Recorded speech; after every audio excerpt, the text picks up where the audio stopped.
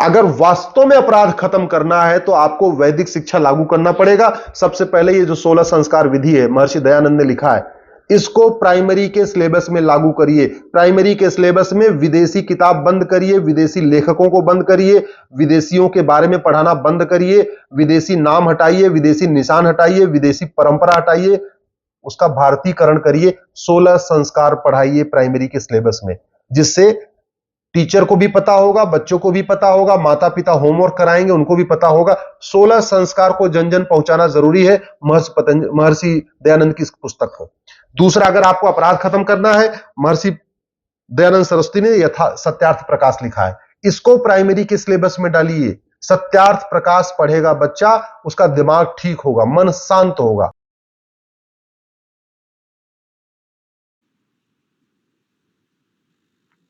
ओम, आप सभी को सादर प्रणाम। आइए कक्षा को आरंभ करते हैं। परमपिता परमात्मा की महती अनुकंपा से हम सभी को एक उत्तम ग्रंथ पढ़ने का सौभाग्य प्राप्त हो रहा है।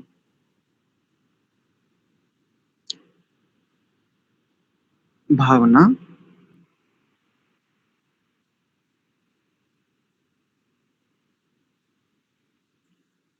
प्रभु हम सभी के सदैव सहायक, पथ प्रदर्शक,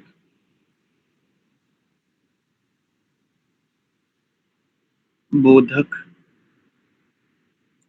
हमें सदैव सत्य का बोध कराने वाले, हमारी प्रत्येक चेष्टा पर हमें अपनी उपस्थिति, अपनी प्रेरणाओं से आच्छादित करने वाले जगदीश्वर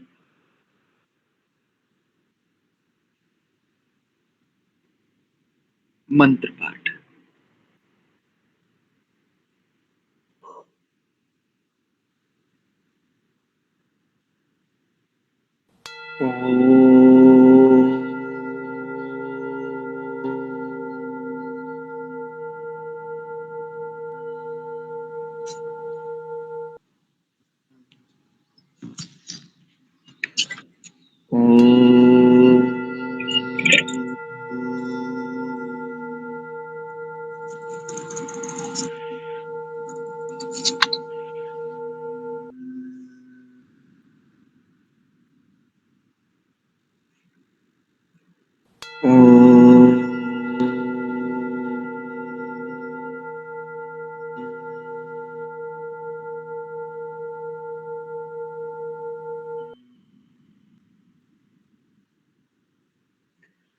ओम सहना भवतु सहनौ भुनक्तु सह वीर्यं करवावहै तेजस्विनावधीतमस्तु मा विद्विषावहै।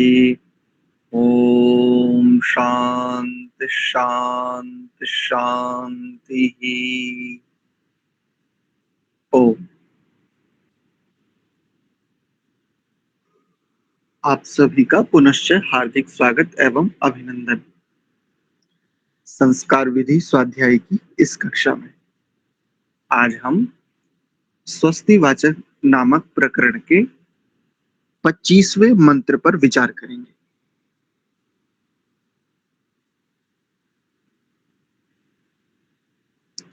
सर्वप्रथम इसके शुद्ध उच्चारण को देखते हैं। देवानाम, यहां पर अनुस्वार को मकार म उच्चारण करेंगे। देवानाम भद्रा सुमतिर, सुमतिर ऋजूयतान, यहां पर ना करेंगे, यहां अनुस्वार को ना करेंगे। ऋजूयतान। देवानान, यहां पर अणा, अणा टठ डढ़ ण, देवानां रातिरभि, रातिरभि, दोनों इकार ह्रस्व हैं, तो देखो उच्चारण भी बिल्कुल ऐसा ही, रातिरभि, नो निवर्तताम, वर्त निवर्तताम, ऐसा, देवानां सख्य मुप सेदिमा। इस शब्द को पुनः देखें, सख्य मुप सेदिमा, वयन देवा न आयुः, यहां विसर्ग को उपध्मानीय हो जाएगा, आयुः प्रतिरंतु जीवसे, अथवा यहां पर आयुः को विकल्प से आयुः प्रतिरंतु ऐसा भी कर सकते, ये भी उच्चारण की दृष्टि से ठीक है। यदि पदच्छेद संहिता पाठ में इसको कोई विसर्ग का उच्चारण विसर्ग ही करता है, विकल्प से इसको भी स्वीकार कर लिया जाता है, इसमें भी दोष नहीं माना जाता। आयुः प्रतिरंतु जीव से, ये भी शुद्ध माना जाता है, और यदि आप आयुः प्रतिरंतु जीव से ऐसा करते हैं, इसको भी शुद्ध माना जाता है। किंतु यदि आप ये प्रश्न करें इन दोनों में शुद्ध सर्वोत्तम कौन सा है, तो जहां पर विसर्ग को उपध्मानी हो रहा है वहां पर उपध्मानीय ही उसका उच्चारण होना चाहिए, ये सर्वोत्तम है, ये सबसे शुद्ध है। आइए एक बार इसका संहिता पाठ देखिए। ओम देवानां भद्रा सुमतिर्यजूयतां, देवानां रातिरभिनो निवर्तताम्, देवानां सख्यमुपसेदिमा, वयं देवान आयुः प्रतिरन्तु जीवते। ये इसका संहिता पाठ, एक बार आप सभी मिलकर के इसका उच्चारण करें।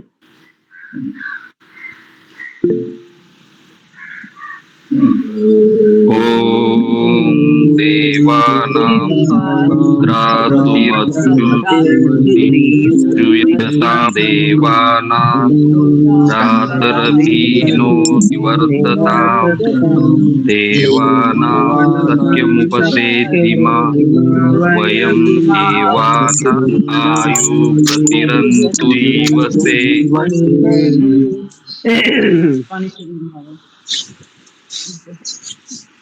बढ़िया उच्चारण। चलिए कुछ लोगों से सुन लेते हैं। तो सबसे पहले आदर्श माता जी से सुनते हैं।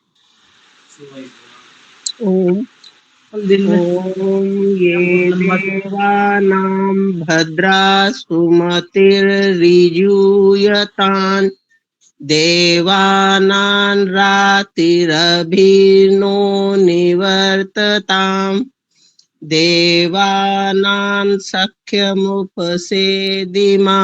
वयं देवान आयुः प्रतिरन्तु जीवसे। बहुत बढ़िया, बहुत शुद्ध उच्चारण।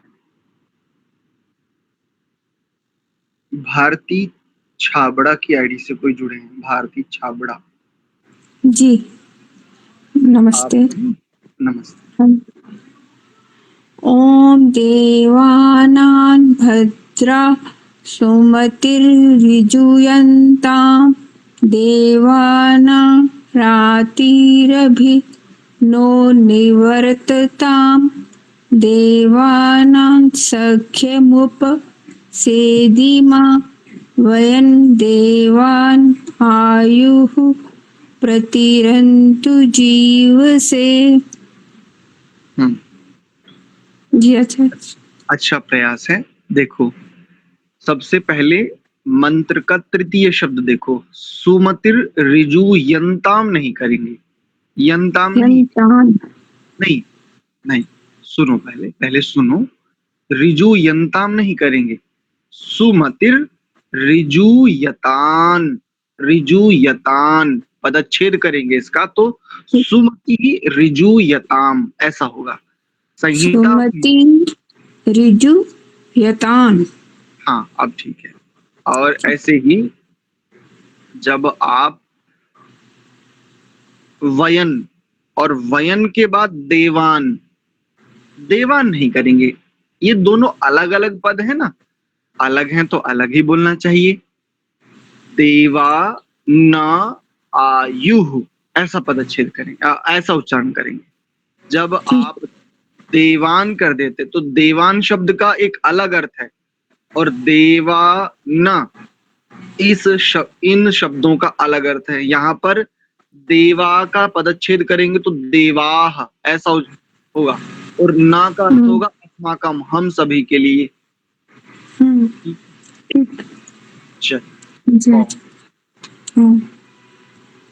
दिगंबर जी से सुनते हैं।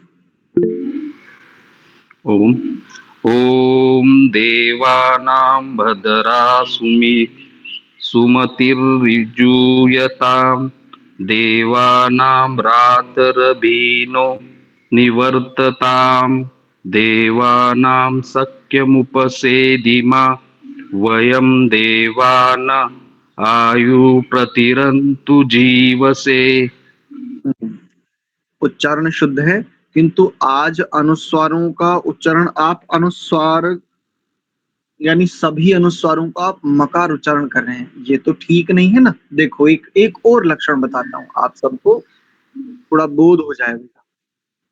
इसी मंत्र के प्रथम पंक्ति के अंतिम शब्द को देखो, इस मंत्र में भी आपको मां दिख रहा है जबकि वहां पर अनुस्वार ही था, किंतु उसके पश्चात कोई अक्षर नहीं, इसलिए अनुस्वार को मां आदेश हो गया। निवर्तताम जो शब्द है इसमें देखो, जहां पर मां होता है वहां पर मां प्रायः ये लिखते हैं। और जैसे देवा नाम भद्रा से पहले जो प्रथम शब्द है इसका यहाँ पर अनुस्वार को मां, तो इस बात का ध्यान रखा करो, अनुस्वार को सर्वत्र मकार उच्चारण नहीं करते। जी ठीक है, चलिए जी। इनके बाद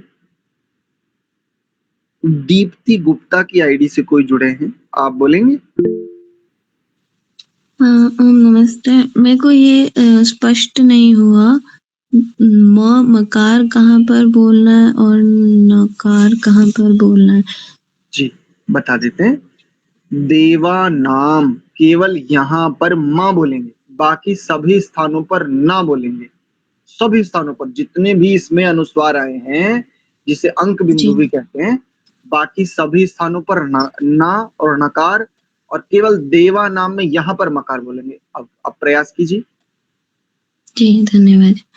ओम देवानां भद्रा सुमतिर्ऋजूयतान् देवानां रातिरभिनो निवर्तताम् देवानां सख्यमुपसेदिमा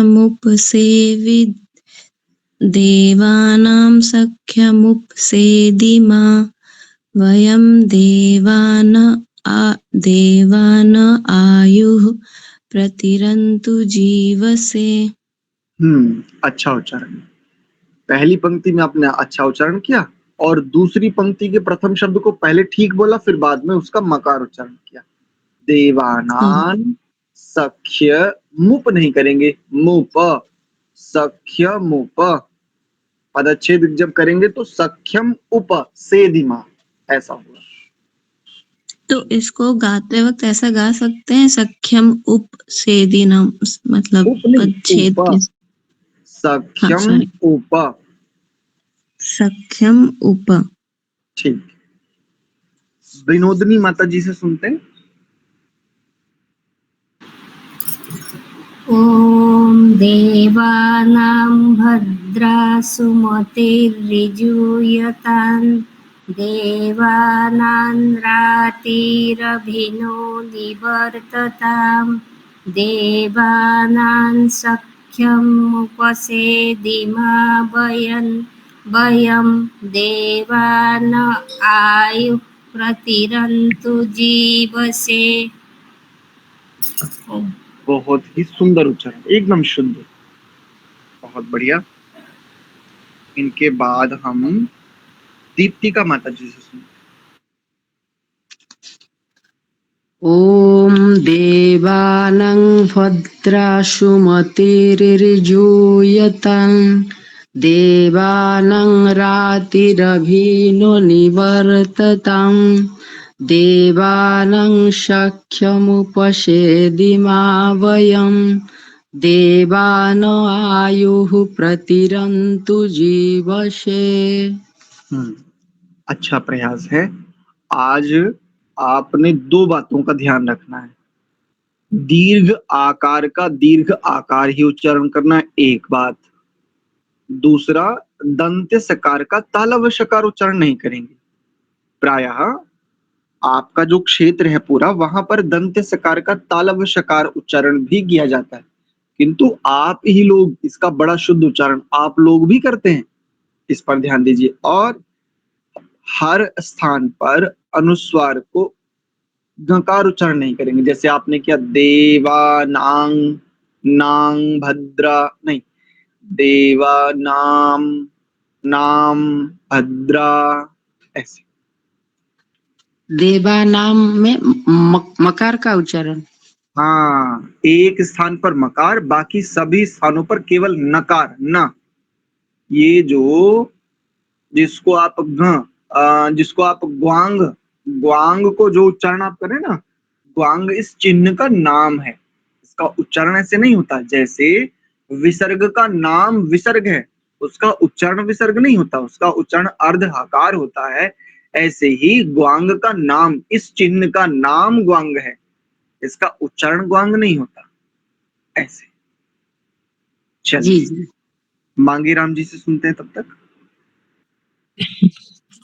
ॐ देवानां भद्रा सुमतिर्यजूयतां देवानां सरातिरभिनो निवर्तताम् देवानां सख्यमुपसेदिमा वयं देवान आयुः प्रतिरन्तु जीवसे।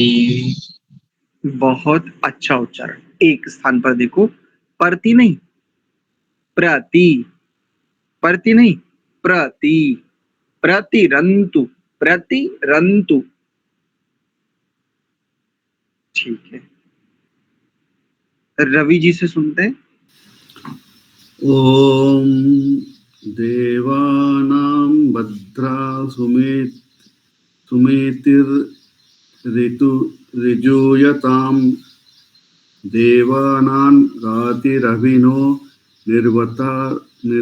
निवर्ततां देवानां सख्यमुपसेधिमा वयं देवान आयुः प्रतिरन्तु जीवसे। एक स्थान पर देखो, सुमेतिर नहीं करेंगे, सुमतिर, सुमति, उत्तम मति को सुमति कहते हैं, सुमतिर।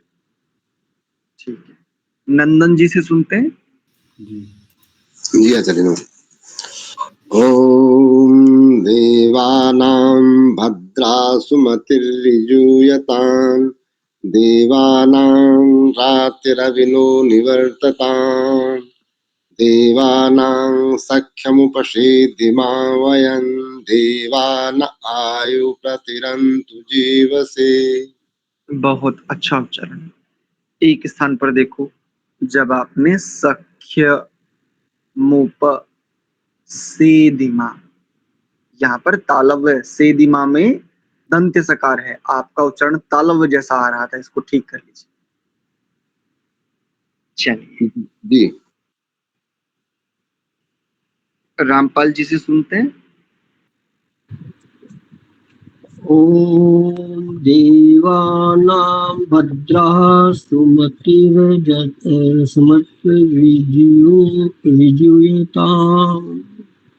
देवानां रातिर्भिन्नो निवर्ततां देवानां सख्यमुपसेदिमा वयं देवान आयुः प्रतिरन्तु जीवसे। अच्छा प्रयास। एक शब्द देखो, रातिर भी नहीं करेंगे। जब हम पदच्छेद पूर्वक उच्चारण बताते ना, आप थोड़ा सा कच्ची पेंसिल से उसको चिन्हित कर लिया करें, आपको जी। स्पष्टता हो जाएगी। रातिर भी नहीं करेंगे, राति रभी, राति अलग करेंगे, रभी अलग करेंगे तो शुद्ध उच्चारण हो। राति रभिहिनो रातिर्भिनो। हाँ ठीक। सविता चौधरी जी। धन्यवाद।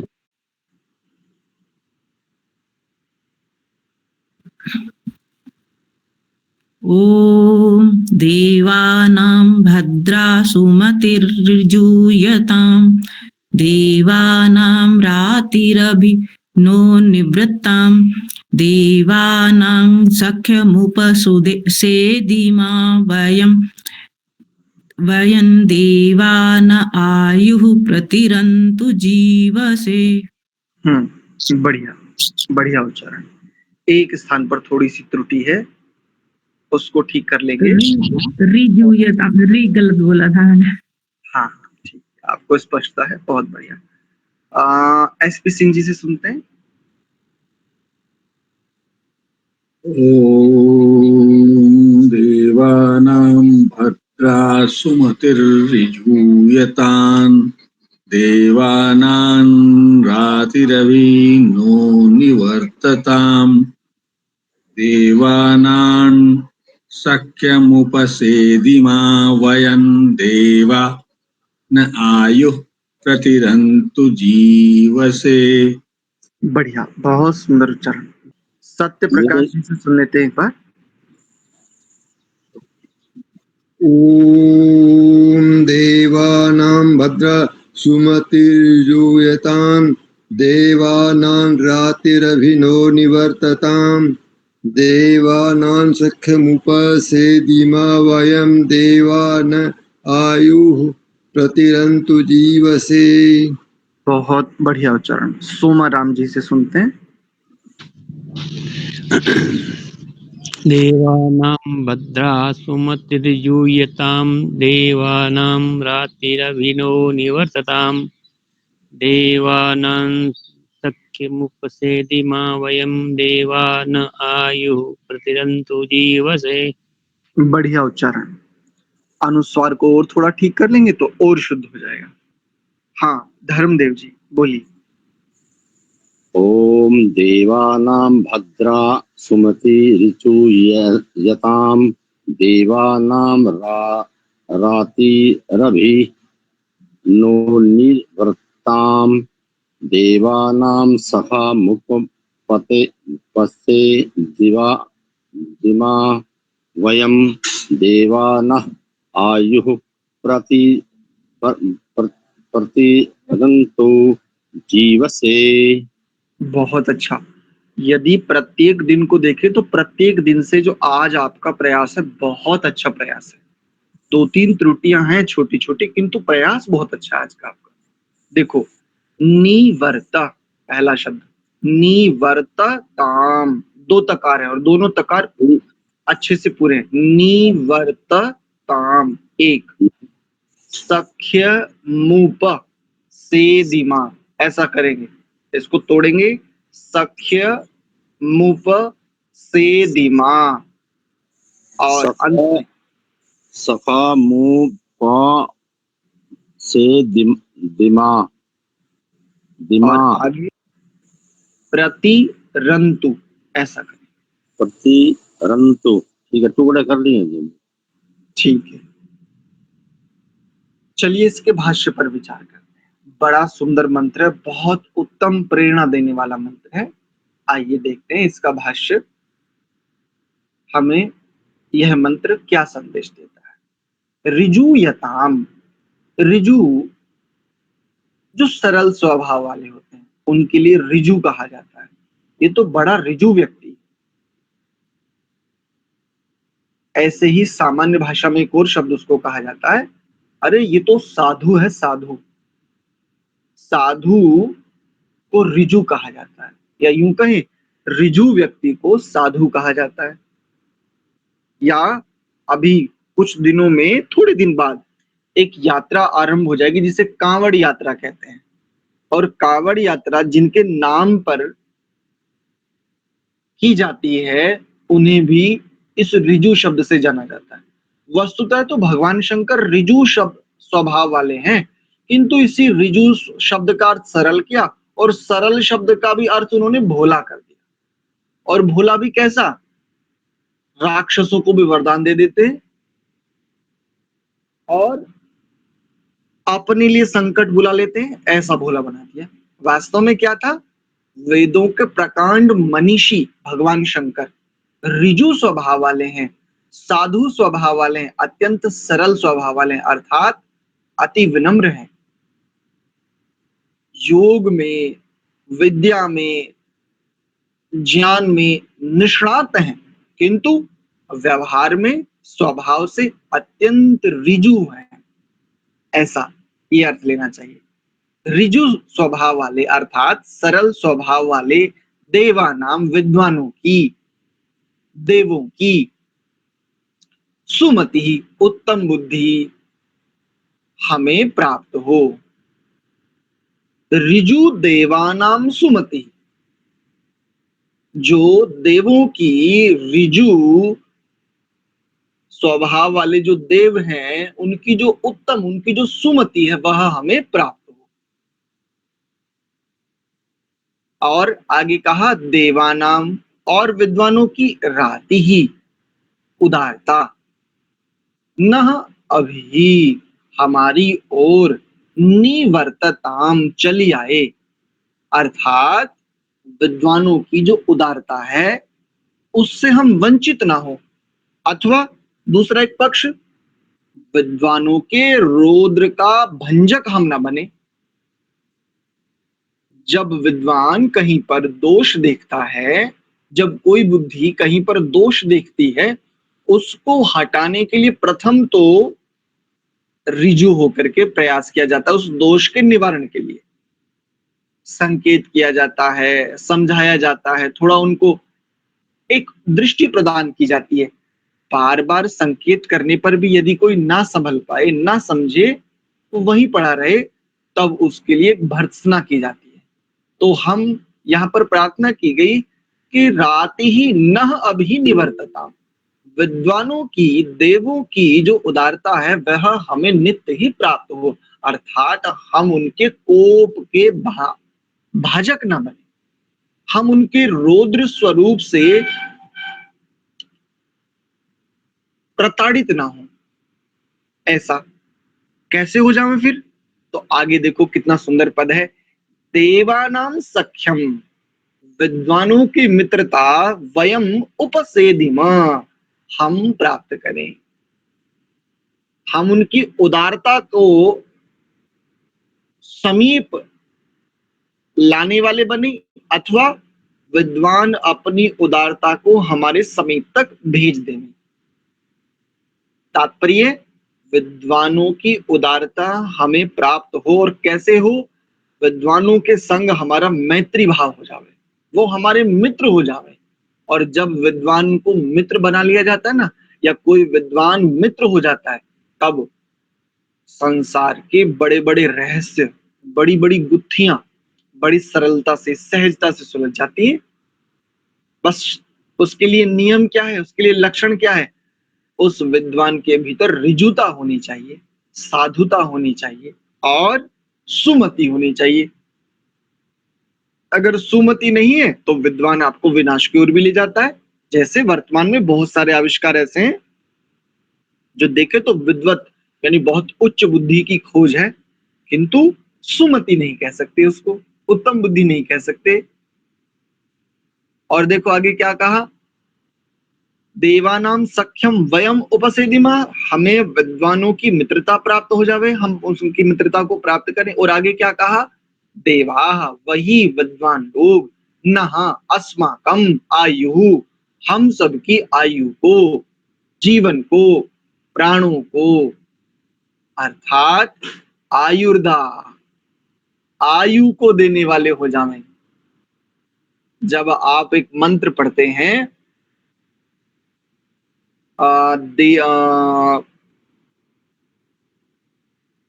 दो स्थानों पर ये पद आता है आयुर्दा। एक तो मैं भूल रहा हूं मंत्र, पावमानी द्विजा नाम, एक तो इसमें आता है। और जी स्तुता मया वरदा वेदमाता प्रचोदयन्तम। जी बिल्कुल, स्तुता मया वरदा वेद माता प्रचोदयन्ताम पावमानी द्विजानाम, एक इसमें आता है। और एक स्थान पर और इस आयुर्दाग्नि से आयुर्वेद देही। हाँ, ऐसे कई सारे मंत्रों में वहां पर इसका प्रयोग आता है।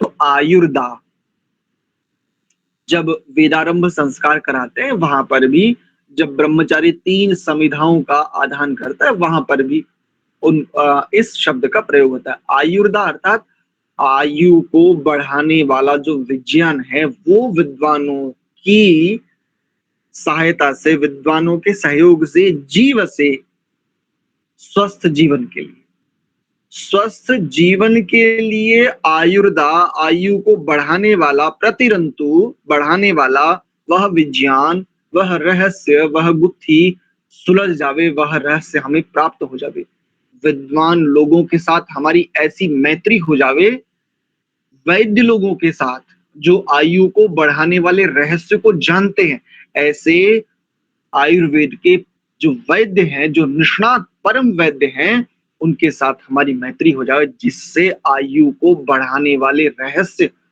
हम तक सरलता से पहुंच जाए। वर्तमान में भी ऐसे अनेकों वैद्य हैं जिनको मैं व्यक्तिगत रूप से भी जानता हूं, किंतु उनमें से सभी के साथ मेरी भी मैत्री नहीं है, किंतु जिनके साथ मैत्री है वो ऐसे ऐसे रहस्य को बहुत सरल से एक सरल सी पंक्ति में बता देते हैं, और उसी बात को अन्य विद्वान, अन्य वैद्य से जानने का प्रयास करें, खूब जाने, घंटों उनसे वार्ता करें, तब भी वो बात नहीं बताते जिनके साथ मैत्री है, जो वो बता देते। तो देखो, हमें 4 प्रकार के संदेश इस मंत्र में मिलते हैं। सबसे पहले, उन विद्वानों की सुमति हमें प्राप्त हो जो ऋजु स्वभाव वाले हैं, क्योंकि तात्पर्य देखेंगे, इसका समझेंगे। ऋजु स्वभाव वाले जो विद्वान होते हैं, जो देव होते हैं, वास्तव में तो सुमति उन्हीं की होती है। जो विद्वान तो हैं किंतु ऋजु स्वभाव नहीं है, अब इनकी सुमति नहीं होगी। इनकी मति कैसी होगी? या तो राजसिक मति होगी या तो तामसिक मति होगी, सुमति नहीं होगी, अर्थात सात्विक मति नहीं होगी, जिस मति से हमारे संशय निवृत्त हो जावे, हमारे भीतर का अज्ञान अंधकार हट जावे, हमें ज्ञान का प्रकाश अर्थात पथ दिख जावे कि इस पथ पर हमें जाना है। ये लक्षण है। सुमति किनकी हो सकती है? जो ऋजु हैं, जो सरल स्वभाव वाले, जो साधु हैं, जो भोले हैं। जैसे भगवान शंकर को भोले कहा जाता ना, वहां पर भोले का तात्पर्य मुख्य तात्पर्य नहीं समझते। भोले का मतलब वो बेचारा राक्षसों को वरदान दे देता है, किसी से भी प्रसन्न हो जाता है, अपने लिए संकट खड़े करता रहता है, उसे पता ही नहीं रहता इतना भोला है बेचारा। ऐसा नहीं, ये ठीक अर्थ नहीं है, ये तो बहुत गलत अर्थ है। उन लोगों को हम समझावें कि देखो, जिन भोले की, जिन भगवान शंकर की आप भक्ति करते हो ना, जैसे भी आपके भीतर कुछ शिवत्व आ रहा है क्या? शिव की भक्ति करने वाले के भीतर शिवत्व आना चाहिए ना। अब वो व्यक्ति आपको, या तो वो आपकी बात अब सुनेगा नहीं इस पंक्ति को सुनने के बाद, और यदि उसमें तनिक भी जिज्ञासा भाव है, अब वो आपके प्रति श्रद्धान्वित हो जाएगा, बोले ये तो बड़ी गंभीर तुमने बात कही है, इसका रहस्य मुझे समझाओ। तब उसको कहना, तब उसको बड़े प्रेम से समझाना, आर्य समाजीपना थोड़ा अलग रख करके बड़े प्रेम से, सबके साथ प्रेम से व्यवहार करना चाहिए। कैसे? उसको समझाना, देखो तुमने शिव की भक्ति का जो प्रारूप चुना है ना, उसमें थोड़ा अधूरापन है। तुम क्या करते हो? बोले कांवड़ लाता हूं, और बोले ऐसे ऐसे वहां से जल लेकर के वहां जल चढ़ाता हूँ, और ऐसे ऐसे आकर के इतनी पैदल यात्रा करता हूँ, ऐसे ऐसे कष्ट सहन करता हूँ, और क्या करते हो? बोले कांवड़ को मार्ग में कभी भी नीचे नहीं रखता, और बहुत अच्छा, और बोले पैदल यात्रा करता हूँ, पैरों में छाले हो जाएं, ये सब कुछ सब सहन करता हूँ। बोले वाह, बहुत अच्छा तप है, बहुत उत्तम तप है, किंतु जानते हो तुम्हारी कांवड़ यात्रा क्यों सफल नहीं हो रही है? इस तरह से उनसे बात करो। अब वो कहेगा अच्छा, अरे मैं तो तेरे विषय में सुना था, तू आर्य समाजी, और आर्य समाजी लोग तो बड़े खतरनाक होते हैं। भाई तू तो बड़ा काम का व्यक्ति निकला, अच्छा बता तो क्यों नहीं सफल हो रही? बोले देखो तेरी जो शिव भक्ति है ना वो अधूरी है। अधूरी है वो कैसे भाई? बोले तब तूने बहुत अच्छा किया, तेरा प्रयास बहुत अच्छा, लेकिन अधूरी भक्ति है तेरी, तू विधि को ठीक से जानता ही नहीं, और जब तक तू विधि को ठीक से नहीं जानेगा, जब तक तेरी कांवड़ यात्रा पूर्ण नहीं होगी। यदि आपने प्रेम से रिजु यताम होकर के अगर उसके साथ ये वार्ताएं की हैं, निश्चित उसके भीतर यदि तनिक भर भी जिज्ञासा भाव उपस्थित है, अब वो आपसे जानना चाहेगा। वो कहेगा प्रभु बताओ तो सही, आखिर वो पूर्ण विधि है कौन सी? तब उनसे कहो देखो, जो शिव को, शिवत्व को, शिव भक्ति को पाना चाहते हैं, उसके लिए एक संकेत भगवान शिव ने स्वयं दिया है। त्रिनेत्र और त्रिशूल, दोनों में त्रि हैं, अर्थात त्रिबंध, तीन का समावेश जिसमें होता है उसे कहते हैं शिव। अब ये त्रिशूल और त्रिनेत्र, इन तीनों के साथ, यानी दो बातें आपने उसके साथ सामने ऐसी कही है जो वास्तव में हैं और उसको वो भी मानता है, लेकिन इससे क्या बोध हो ये उसे नहीं बोध है। अब वो कहेगा मतलब समझाओ भाई, थोड़ा सा सरल करो इसको, और तो उसको कहो भगवान शिव की भक्ति करने वाला भक्त, उसके भीतर में शिवत्व, उसके भीतर में भगवान शिव की भक्ति कब घटित होती है? शिव को तुम अकेला स्वीकार करते हो, यही तो भूल कर रहे हो। शिव को कभी भी अकेला स्वीकार नहीं करना चाहिए। तब क्या करना चाहिए कि देखो, शिव, शास्त्र और शस्त्र, ये त्रिशूल इन तीन का प्रतीक है। शिव को कभी भी अकेले स्वीकार करने वाला पापी है, उसकी यात्रा, उसकी कांवड़ यात्रा कभी पूर्ण नहीं होगी, क्योंकि उसको पूर्ण विधि का बोध ही नहीं है, ज्ञान ही नहीं। तेरी यात्रा तब सफल हो सकती है जब तू इन तीनों को अपने जीवन में ले आवे। भगवान शिव ध्यान करते थे, बता सच्ची सच्ची बता, पूरी कांवड़ यात्रा में तूने कितनी बार ध्यान किया और किससे ध्यान करते थे, तुझे पता है? बोले नहीं, मैं तो बोल बम बम बम बोल बम ऐसे ऐसे मैं तो करता आ रहा था, ध्यान तो मैंने किया है। बोले ठीक है, ये तूने ठीक है जितना तू जानता है, लेकिन भगवान शिव को प्रसन्न करने के लिए किससे जाप करना, किससे ध्यान करना चाहिए, इस विधि को तू जानता है? यानी उसकी बात को काट, जो उसने परिश्रम किया उसको प्रोत्साहित करो और नई बात उस तक पहुंचाओ, बस हो गया काम, हो गया हमारा। उसके जीवन में भोला घटित हो जाएगा, उसके जीवन में शंकर अर्थात कल्याण, ये है वो रहस्य। ऐसे ये मंत्र बहुत कुछ कहना चाहता है। समय का अभाव है, समय की अपनी सीमा 6:09 हो गए, अन्यथा और कई सारे ऐसे रहस्य उद्घाटित करता, किंतु एक संक्षेप में देखो कितनी बड़ी बात है। मुझे अवसर मिले तो मैं तो एक बड़ी क्रांति मचा दूं चाहूं, और यदि मुझे अवसर मिले ना कि इन कांवड़ यात्रियों की सेवा करने का और कहीं पर इस प्रकार की व्यवस्था देने वाले हो, क्योंकि मेरे पास स्थितियां बहुत सीमित हैं, मैं ऐसे मंच आदि इन व्यवस्थाओं को जुटा नहीं सकता। यदि कोई ऐसी व्यवस्था देने वाले हो, सच में इन कांवड़ यात्रियों की यात्रा वास्तव में सफल हो जावे और भीतर का जो नपुंसकत्व है उसको हटा करके इनके भीतर में वो शौर्य, वो पराक्रम, वो वीरता, वो राष्ट्रभक्ति, वो प्रभु भक्ति उत्पन्न की जा सकती है इनकी इन्हीं भावनाओं को सहारा बनाते हुए, जिसकी कल्पना ये संपूर्ण पंडे पाखंडी कभी नहीं कर सकते। चाहे जो भी मठाधीश हो, चाहे जो भी हो, इन लोगों ने केवल और केवल अपनी ही विचारधाराओं को पोषित किया है, केवल और केवल अपने निकृष्ट स्वार्थों की पूर्ति में, केवल मात्र वाचन वृत्ति, शब्द वृत्ति ही व्यंजना वृत्ति का ही इन्होंने आलंबन लिया है। देश हित से, समाज कल्याण से, राष्ट्र हित से, समाज रक्षा से, समाज के बढ़ने से, समाज की उन्नति से इनका दूर दूर तक कोई संबंध नहीं, और बाढ़ आई हुई है चाहूं ओर, सार्थकता तो कहीं दिखती ही नहीं है।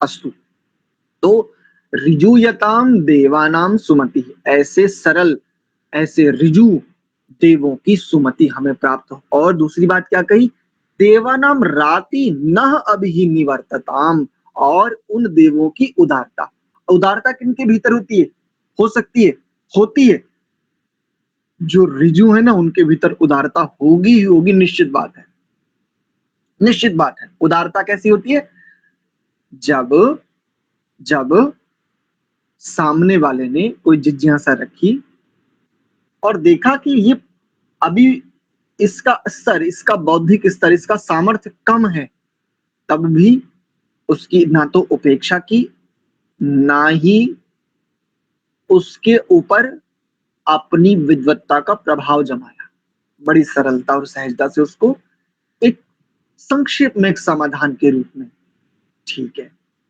थोड़ा सा अपनी योग्यता भी बढ़ाई है और आपने जो प्रश्न किया उसका ऐसा ऐसा समाधान है, ऐसे ऐसे चलो, इसका और आगे आपको समाधान भविष्य में देंगे, ये उदाहरण। और आगे क्या कहा, देवानाम सख्यम वयम उपसेदिमा, देवों की उन्हीं विद्वानों की जो कैसे हैं, राति उदार हैं, ऋजुयताम जो ऋजु स्वभाव वाले हैं, जो साधु हैं, उन्हीं विद्वानों की, उन्हीं देवों की सख्यम मित्रता, वयम उपसेदिमा, हम अच्छे प्रकार से प्राप्त कर लेवे, अर्थात हम सिद्ध कर लेवे, हमारे कार्य व्यवहार, हमारा आचरण ऐसा हो जिससे हमें ऐसे विद्वानों की, देवों की मैत्री प्राप्त हो जाए। और अंतिम बात क्या कही, इन तीनों के करने से होगा क्या, तो देखो आगे सर्वोत्तम बात है, इस मंत्र का यूं कहें प्राण है ये बात, तो कहा देवाह नह आयु जीव से प्रतिरंतु,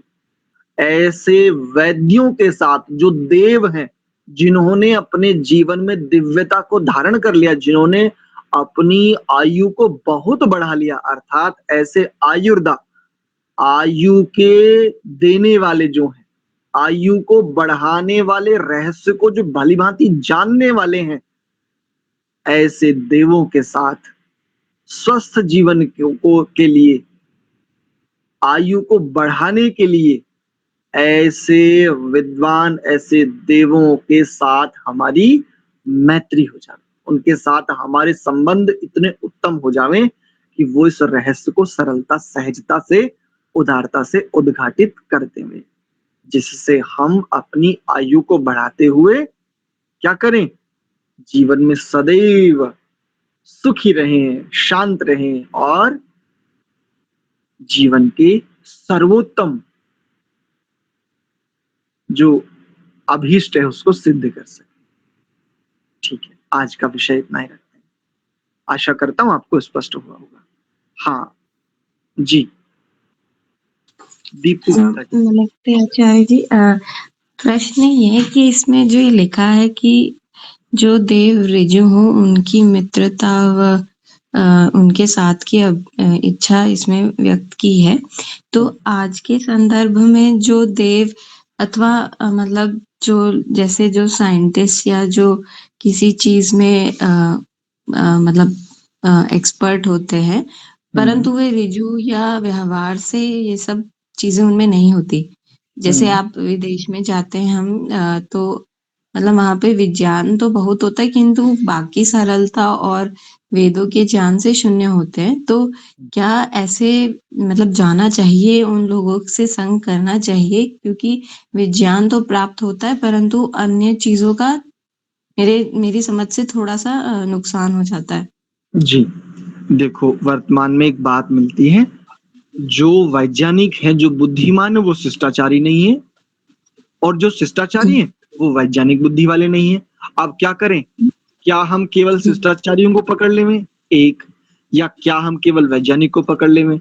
यदि हमारे भीतर में जिज्ञासा है और उस जिज्ञासा का ठीक ठीक पूर्ति, ठीक ठीक समाधान यदि वैज्ञानिक बुद्धि से होना है, तो अब उसके भीतर शिष्टाचार हो, ये हमारे लिए एक प्रकार से यूं कहेंगे एक पुरस्कार जैसा समझ सकते हैं। यदि शिष्टाचार नहीं भी है तब भी हमें अपना प्रयोजन तो सिद्ध करना पड़ेगा। ये हमारी अपनी इंटेलेक्चुअलिटी है, ये हमारी अपनी बुद्धिमत्ता है, चतुराई है।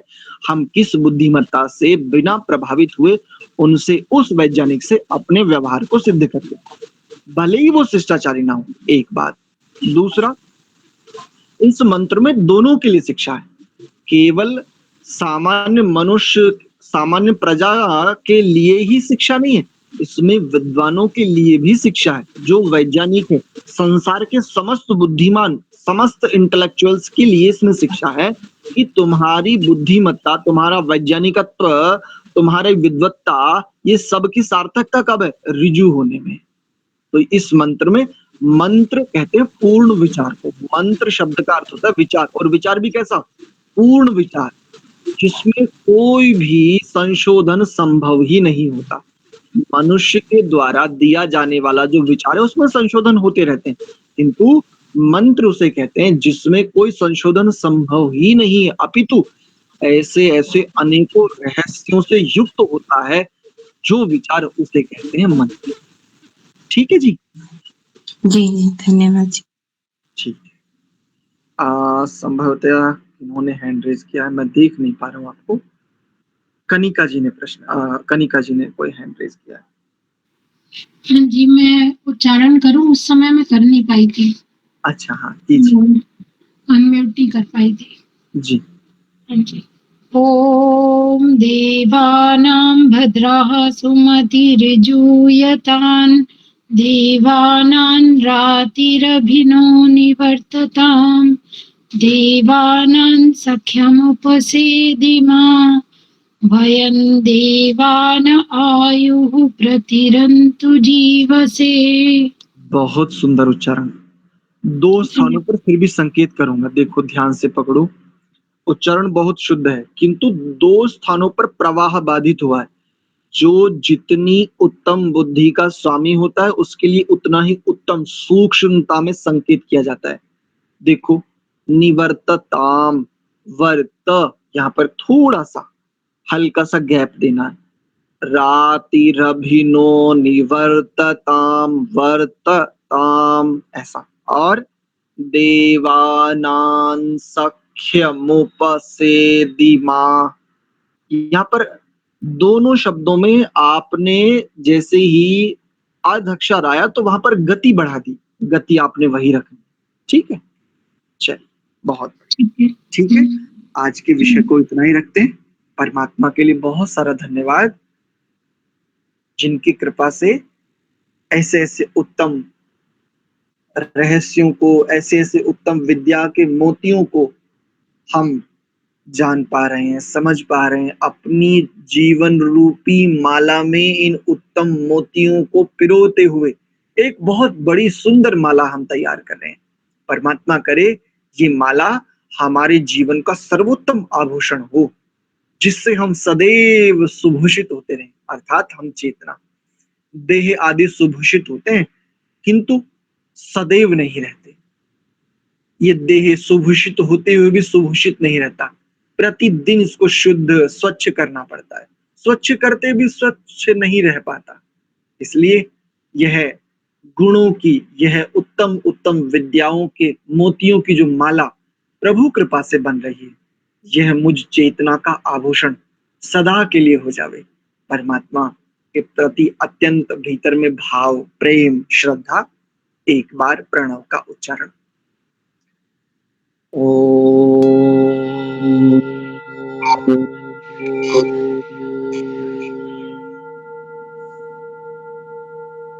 शांति शांति शांति ही। आप सभी को बहुत बहुत धन्यवाद।